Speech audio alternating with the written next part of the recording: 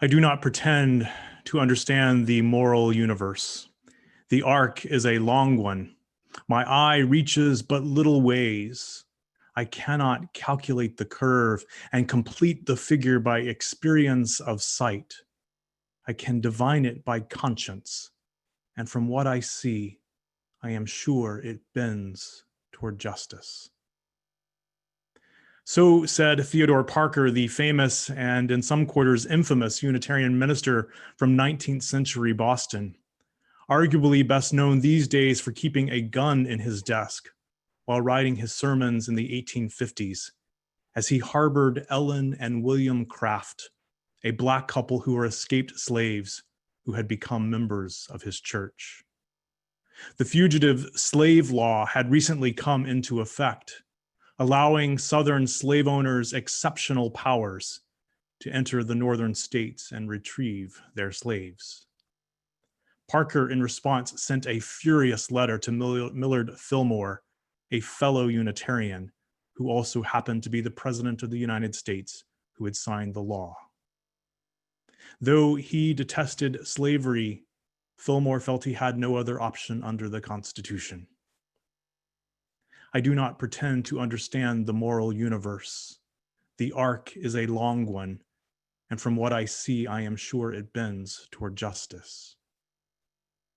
A century later, Martin Luther King Jr. polished Parker's words down to the quote that many of us know today, that the arc of the moral universe is long, but that it bends toward justice. I don't know about you, but there are days that I doubt it. Days when I look at the missteps and setbacks on the path to justice, and I wonder if we are making any progress at all. But then other moments come along, moments that shake things up, moments that give cause for cautious hope, moments such as the racial reckoning that we are now in the midst of, moments that force us to pull back and take in the longer, reassuring view and entertain the sacred possibility that just maybe the arc does bend towards justice, especially when people of conscience devote themselves to making it so. That is the work that we as Unitarian Universalists are called to do. It is work that we have been doing for a very long time. It is work that we are sometimes and sometimes have been good at, and at other times not so much. In this extraordinary moment we are in, as we try to find our way individually and together to bend the arc, I believe we would do well, as you use, to look back, to examine our tradition's history in regards to race and racism, and take some hard-won lessons from the long stretch of the proverbial arc that has led us to this present moment. So in the next few minutes, I'm offering you a crash course, an attempt to cover the good, the bad, and the ugly, but also the progress and the promise in our story. Much of this history is set in the United States, but please don't discount it on those grounds, for all of this has affected us and our congregation too, not least because this congregation and the Canadian Unitarian Council were an integral part of the Unitarian Universalist Association for many decades. And the majority of the ministers who have served this congregation in its 175 years have, for better and for worse, hailed from south of the border. So I offer you a quick survey of this history, told through a series of anecdotes, admittedly without the nuance or more fulsome treatment they deserve. Each of these stories could command at least a single sermon on their own, but alas, that sermon series will have to wait for another day. Our story in North America begins in New England with the arrival almost exactly 4 centuries ago of radical Puritans who were so deeply committed to reforming the Church of England that they left to build a shining city on a hill in the New World in search of religious freedom, or as one of my profs said in seminary, in search of freedom from people who didn't agree with them. Of course, there was nothing new about this world, about this continent. It was already home to numerous indigenous civilizations. The Puritans of Massachusetts Bay, as legend has it, for their very survival, quickly leaned on the kindness of these strangers, the Massachusetts and the Wampanoag peoples of the area, giving rise to the animating story behind American Thanksgiving. What is so often left out of that saccharine telling of the settler story is that conflict quickly erupted as the colonists, as colonizers are so wont to do, claimed more and more land and resources for themselves. Within 2 generations, armed conflict broke out with the death of thousands in what's now known as King Philip's War in the 1670s. To make a long story short, the encounter between the original inhabitants and European settlers pretty much went downhill from there. While the first Unitarians in Canada were not among the early waves of French and English settlers, by the time they did arrive from Britain in the 1840s, these working class and merchant class people benefited from the foundations of empire that were already prepared for them in Upper and Lower Canada, to the detriment, of course, to the Indigenous peoples already here. While Unitarians in Canada were not, in my understanding, involved in the creation or operation of residential schools, I have heard anecdotally that there was a Unitarian residential school in Montana in the early 20th century. In terms of slavery, I'm not aware of Unitarians in Canada holding slaves, as the practice had been abolished in 1834 in the British Empire, a few years before the first Unitarian congregations were established here. In the US, though, the story is much more complicated. It is true that many Unitarians were active abolitionists, and that some were reluctantly so. William Ellery Channing, sometimes called the father or apostle of American Unitarianism, was one such person. Raised in Rhode Island, his witness of slavery in practice in Virginia in the late 18th century affected him deeply, though he was very slow to use the power of his pulpit against it. Though he was the foremost preacher of his day in the United States and enjoyed celebrity status far beyond Boston, he remained a reluctant abolitionist until he approached the end of his career. He served as the minister of the Federal Street Church, the church known as Arlington Street Church today, from 1803 until his death in 1842. In 1840, he argued with the board of the church, wanting the congregation to host the funeral for his friend Charles Follen, an outspoken abolitionist who had been killed in a tragic accident at sea. The board refused. Follen was considered far too controversial a figure. It was effectively a confidence measure on Channing.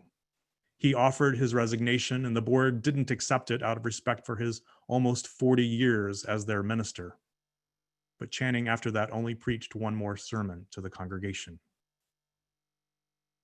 Like many wealthy churches in the northern states, the benefactors of the Federal Street Church had financial ties to the slave trade.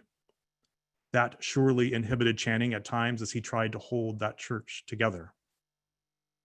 Lest we think ourselves here as set apart from this history, we should remind ourselves that after our own congregation was founded in 1845, there were a number of fundraising appeals and tours made by our earliest ministers, appeals made to the wealthy donors of the congregations in the United States. I am not sure if any detailed accounting exists in archives anywhere, but it would be more of a surprise to me than not to learn that the earliest financial contributions to help us buy land here in Toronto and build our first building were not in some way tainted by the evil of slavery. I want to pause here to reflect on how racism often shows up in our self-understanding as UUs. We so deeply want to be counted among the good guys. We want to know ourselves on the right side of history. While that is a noble goal, I think it is misguided. Yes, there are powerful stories in our history of people doing the right thing, but that is only part of the story. And it is a sign of our enduring privilege if we only acknowledge the positive stories without also contending with what is embarrassing, painful, or even shameful from our past. History, like people, is complicated. Most every person who's ever lived is something of a mixed bag, a person who has done both good things and bad. When we are not able or willing to acknowledge our capacity for harm, we are more likely than not to behave in ways that perpetuate harm or simply fail to notice what is truly happening. As is sometimes said, the only way is through, and so it is with our history. Shifting now to a time that is in living memory for some of us, I want to tell you about the heady time during the Civil Rights Movement. My friend and colleague, Rosemary Bray McNatt, interviewed many years ago to help write Coretta Scott King's autobiography. Though Rosemary didn't get the job, Miss King told her during the course of their conversation that she and Dr. King had seriously considered becoming Unitarians. When Dr. King was doing his doctoral work at Boston University in the early 1950s, he and Coretta visited Unitarian churches often. In the end, they did not feel that they could build their movement from a predominantly white denomination, and they were likely quite right. But the relationships endured. When MLK put out a call to clergy everywhere to join him to march in protest of the police's use of force against nonviolent protesters on what came to be called Bloody Sunday, some 200 UU ministers rushed to Selma, Alabama on short notice, including John Morgan, the minister of this congregation in the 1960s, who was sent there by our own board of directors. As I was logging on today, I was delighted to see that John's wife, Jeanette, is with us this morning. Jeanette, we are so honored to have you here with us today. The situation in Selma was tense, and one young minister named James Reeb was attacked and killed by a group of racists who deeply despised the presence of these white interlopers. Reeb's death was a pivotal moment in the civil rights movement. LBJ, the US president, sent roses to Reeb's hospital bed and directed a military plane to take his wife to him as he lay dying. MLK preached at his memorial service. And a couple of days later, when LBJ tabled the Voting Rights Act, he honored the memory of James Reeb in doing so. In the tumultuous times that were the late 1960s, there was a palpable feeling of promise in Unitarian Universalism, a new religion created by the merger of our two parent traditions just a few years before in 1961. Our historically white denomination was growing more racially diverse. That is, until things came completely unraveled by the end of the decade in a difficult chapter in our history known as the Black Empowerment Controversy. I can't do justice to this chapter in the time I have left today. In short, though, in 1968, a major financial commitment was made by the General Assembly, the body made up of delegates from all of our congregations, including ours, to support Black empowerment initiatives. A year later, it was clear that those promises would not be kept. For people of color and their allies, this was a terrible betrayal. For those in power, it was a matter of financial viability. In the year since the promise had been made, it became clear that the outgoing president of the UUA, Dana Greeley, had effectively left the denomination in financial ruin. Some felt that was no excuse, though. After all, the Unitarian congregations of New England alone, the heirs of one branch of the Puritans from centuries earlier, were sitting on incredibly valuable real estate and ancient endowments. Throughout this chapter, there were protests, walkouts, and competing factions seeking to move forward in some way. In the end, it all just fell apart. And many people of color left, some for a time and some forever. Over 2 decades would pass before Unitarian Universalism returned to the deep work of racial justice. The wound was that deep. At the UUA General Assembly in Calgary in 1992, delegates from across North America passed a resolution calling on UUs everywhere to support a vision of our faith which reflects the reality of a racially diverse and multicultural village. Over the coming years, that resolution would lead to programming to examine systemic racism within our tradition. Almost a quarter of a century later, this is work that is still ongoing. And it has been a humbling journey, not so much at times towards wholeness, but through the hard slog of recognizing the ways that we so often fall short of our ideals and the values that we profess. 4 years ago, in what is called the hiring controversy, it became apparent in a widespread way that in the formal structures of the UUA, most of the power rested in white hands. Though the then president of the UUA was a Latino man, almost every other senior role in that organization that had been for 2 decades steadily working to become anti-racist was white. This rightly prompted some deep soul searching that continues to this day. And it has resulted in massive structural change at the UUA as people of color have moved into positions of leadership throughout the organization. I can personally attest to the powerful impact it is having. For the past 3 years, I have sat on the MFC, the Ministerial Fellowship Committee. This is the body comprised of 14 people, half ministers and half lay people, who oversee the credentialing process for all ministers in North America. There is intentional diversity in every way built into the composition of this committee. And for my time on the MFC, we have been working to examine how bias and issues of power play out among us and on an institutional level. We have been working to transform our processes and to upend our sense of what a minister looks like, because the answer we bring to that question is so often a reflection of our own identity and experience.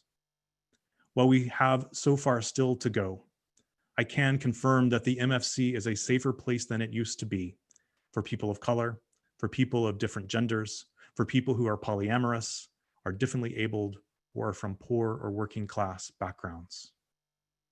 Our ministry is growing much more diverse because we have been consistently confronting our role in sustaining a culture of white supremacy that has been rooted in a narrow view of who can be a minister in our tradition. I believe our faith is the better for this work. In the past couple of years, there has been an initiative in both the US and Canadian branches of Unitarian Universalism to add an 8th principle to the existing 7 that guide our faith. Though the language is still in flux, the basic idea behind it is to make a deep commitment to becoming an anti-racist denomination. In Canada, this effort has taken the name of the Dismantling Racism Task Force. You'll be hearing more about this in the months to come as we focus anew on our work for racial justice. I know this has been a lot to take in, and I know that some of it is hard to hold. Sit with that feeling. Don't dismiss it too quickly. Discomfort is where change comes from. There is much more to say, and I feel like I've only scratched the surface. I've said nothing this morning about the Black ministers going back decades who found it impossible to find a foothold in our churches. I've not mentioned the Unitarian writer whose editorial in a Tulsa newspaper sparked the racial violence that we are now coming to know as the Tulsa Massacre in 1920. And I haven't even touched on the work of my predecessor, the Reverend Mark Morrison Reed, who since retiring from this congregation in 2005 has devoted so much energy to documenting so much of our complicated and at times deeply disappointing history around racism. We often refer to Unitarian Universalism as a living tradition. It speaks to the ways our faith continues to evolve and grow. Today, I have named just a few of our growing pains along the way. Though we may wish it otherwise, these experiences are also part of our living tradition. My hope is that in naming them, bringing them into the full light of day, we might come to understand ourselves for who we are and not cling forever to an idealized version of ourselves. Because if we can be real about who we are, including who we've been, even with all of our shortcomings, we have the real possibility of actually becoming the people that we aspire to be. A people who, having taken stock of our situation, are still able to say that though the moral arc of the universe be long, we believe it does indeed bend toward justice, because we have seen it happen in ourselves, in our tradition, and hopefully in our wider world too. so may it be. Amen.